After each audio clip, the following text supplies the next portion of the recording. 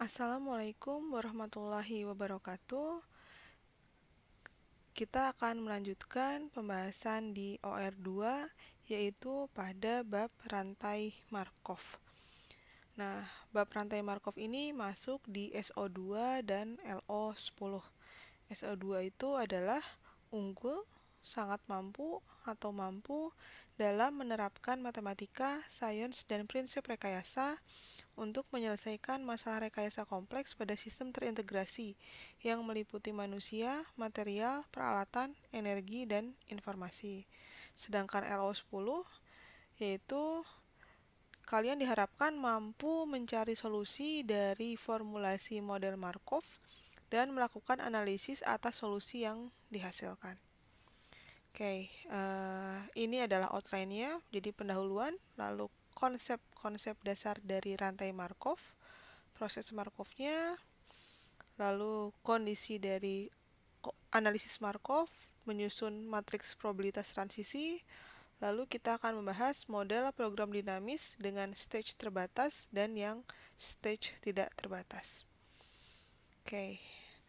Nah, ini adalah tujuan pembelajaran. Jadi diharapkan setelah kita mempelajari bab ini, diharapkan mahasiswa dapat memahami rantai Markov dan dapat memperkirakan perubahan-perubahan di waktu yang akan datang pada variabel yang dinamis atas dasar perubahan dari variabel di waktu yang lalu. Oke ya, jadi ya ini kurang lebih tujuan dari pembelajaran pada bab ini. Nah, oke, pendahuluan dulu ya. Nah, rantai Markov itu adalah suatu teknik matematik yang biasa digunakan untuk pembuatan model bermacam-macam sistem dan proses bisnis. Nah, teknik ini dapat digunakan untuk memperkirakan perubahan-perubahan di waktu yang akan datang dalam variabel-variabel dinamis atas dasar perubahan-perubahan dari variabel-variabel dinamis tersebut pada waktu yang lalu. Jadi, di sini pada rantai Markov, kita akan mempelajari bagaimana perkiraan kondisi di waktu yang akan datang. Jadi, ini bagian dari forecast juga. Nah, perubahan-perubahan yang terjadi di waktu yang akan datang itu kita lihat berdasarkan kondisi yang ada pada waktu yang lalu. Bisa jadi pada waktu sekarang gitu. Jadi di sini kita akan melihat prediksi dari perubahan di waktu yang akan datang. Oke. Nah, analisis Markov ini telah digunakan dengan berhasil terhadap berbagai macam situasi keputusan, antara lain penyelidikan dan menganalisis dan memperkirakan perilaku konsumen terhadap merek tertentu dan peralihan mereka dari satu merek ke merek lainnya, atau perubahan sikap pelanggan dari misalkan pembayaran langsung ke pembayaran yang terlambat 30 hari atau pembayaran yang terlambat 60 hari sampai ke kredit macet.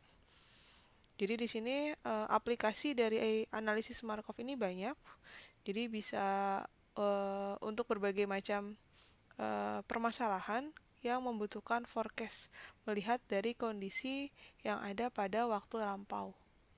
Jadi kondisi pada saat nanti kita bisa lihat dari kondisi saat ini. Jadi kita bisa memperkirakan bagaimana kondisi di masa yang akan datang.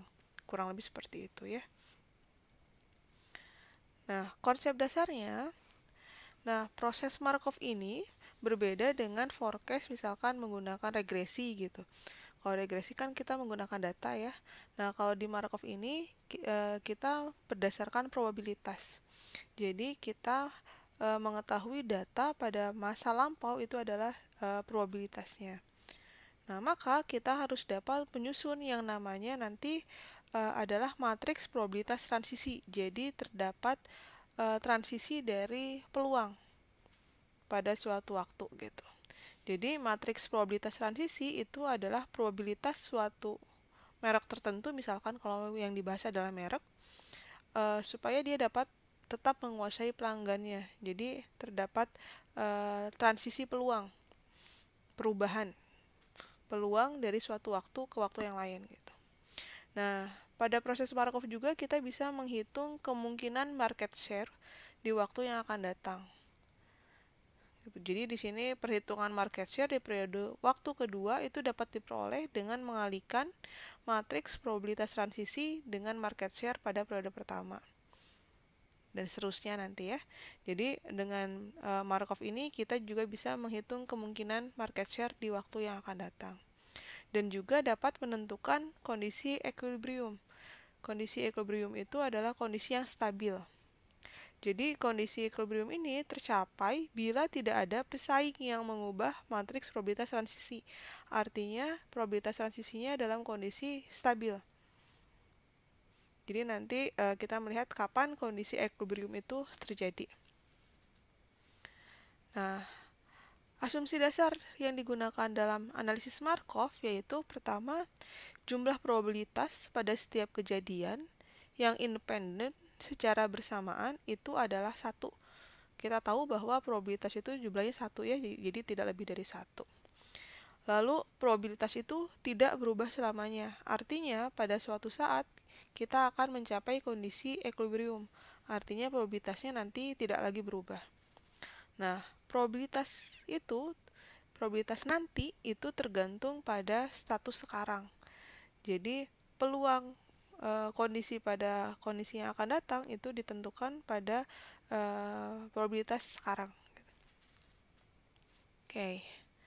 Nah, sekarang kita akan menyusun matriks probabilitas transisi ya.